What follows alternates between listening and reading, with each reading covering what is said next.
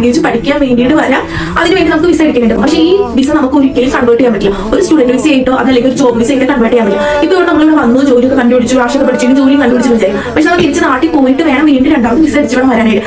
എന്റെ പൊന്നു ചേച്ചി, അറിയില്ലെങ്കിൽ മിണ്ടാതിരുന്നാ പോരെ, വെറുതെ മണ്ടത്തരം പറയണോ? അപ്പൊ ഇതിനെ കുറിച്ചൊക്കെ പറഞ്ഞു വെച്ചാൽ ഞങ്ങളാരും മണ്ടന്മാരാ? അപ്പൊ ഞാൻ പൊട്ടനാ? എന്തിനാ ചേച്ചി നാട്ടിൽ നിന്ന് വരാനിരിക്കുന്ന പിള്ളേരെയും ഇവിടെയുള്ള പിള്ളേരൊക്കെ വെറുതെ പേടിപ്പിക്കണേ? നാട്ടിൽ തിരിച്ചു പോകണം, കൺവേർട്ട് ചെയ്യാൻ പറ്റില്ല. ചേച്ചി ശരിക്കും ജർമ്മനിൽ ഉണ്ടാ? ചേച്ചിക്ക് ലാംഗ്വേജസ് എന്താണെന്നറിയോ? അല്ലെങ്കിൽ സ്റ്റഡി വിസ എന്ന് പറയും. ഈ വിസയിൽ വന്ന് കൺവേർട്ട് ആയ എത്ര പിള്ളേരെ ഞാൻ കാണിച്ചു തരണം? 10, 20, 30 പിള്ളേരോ? ഇവരൊക്കെ നമ്പർ വേണേ ഞാൻ തരാം. അതായത് +2 കഴിഞ്ഞ പിള്ളേർ ജർമ്മനിയിൽ വന്ന് ലാംഗ്വേജ് പഠിച്ച് സ്റ്റുഡൻറ് കോളേജ് പഠിച്ച് ബാച്ചിലേഴ്സ് ചെയ്യുന്നുള്ള രീതിയിൽ വെക്കും. അല്ലെങ്കിൽ നാട്ടിൽ ബാച്ചിലേഴ്സ് കഴിഞ്ഞ പിള്ളേർ ജർമ്മനിയിൽ വന്ന് ജർമ്മൻ ലാംഗ്വേജ് പഠിച്ച് മാസ്റ്റേഴ്സ് ചെയ്യുന്നുള്ള രീതിയിൽ, ഇങ്ങനെ രീതിയിൽ വെക്കുമ്പോൾ കൂടുതലും വിസ അടിച്ച് കിട്ടണേ. അല്ലെങ്കിൽ അങ്ങനെ വരുള്ളൂ കൂടുതലും. അല്ലാത്ത രീതിയിൽ വിസയ്ക്കൊക്കെ വെച്ച് കഴിഞ്ഞിട്ടുള്ള 90% റിജക്ഷൻ കിട്ടുള്ളൂ.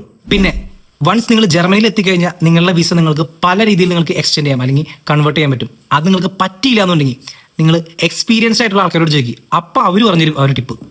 അതല്ലാതെ ഇന്നലെ പറഞ്ഞിറങ്ങി നാളെ വ്ലോഗിങ്ങും ഏജൻസിയും സ്റ്റാർട്ട് ചെയ്യുന്ന കുറേ ടീമുകളുണ്ട്. ഇമാർക്കൊന്നും ഒരു തേങ്ങ അറിഞ്ഞില്ല, കുറേ തെറ്റായിട്ടുള്ള ഇൻഫർമേഷൻ കൊടുത്തുകൊണ്ടിരിക്കണേ.